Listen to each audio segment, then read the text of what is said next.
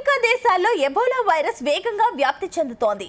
నియంత్రించడం కష్టంగా మారడంతో ప్రపంచ ఆరోగ్య సంస్థ WHOతో పాటు Africa centres for disease control and prevention సంయుక్తంగా ఎమర్జెన్సీ ప్రకటించాయి. ఈ నేపథ్యంలో భారత్ కూడా అప్రమత్తమయ్యింది. ప్రపంచ ఆరోగ్య సంస్థ మార్గదర్శకాలకు అనుగుణంగా ఆ దేశాలకు వెళ్లవద్దని ట్రావెల్స్ అడ్వైజరీ జారీ చేసింది. ప్రస్తుతం ఆయా దేశాలలో నివసిస్తున్న భారతీయ పౌరులు కూడా అత్యంత అప్రమత్తంగా ఉండాలని కేంద్రం సూచించింది.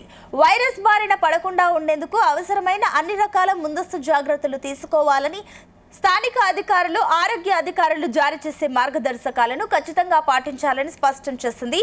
ప్రస్తుతం ఆఫ్రికాలో వ్యాప్తి చెందుతున్న ఎబోలా రకాల్లో ఒకటైన బుండింగ్ బుగ్యో వైరస్ వ్యాప్తిని అరికట్టేందుకు WHO మే 22వ తేదీన సరికొత్త తాత్కాలిక సిఫార్సులను జారీ చేసింది. దీని ప్రకారం అంతర్జాతీయ సరిహద్దు తనిఖీ కేంద్రాల వద్ద వ్యాధి నిఘాను, స్క్రీనింగ్ను భారీగా పెంచాలని అంతర్జాతీయ ఆరోగ్య సంస్థలను కోరింది.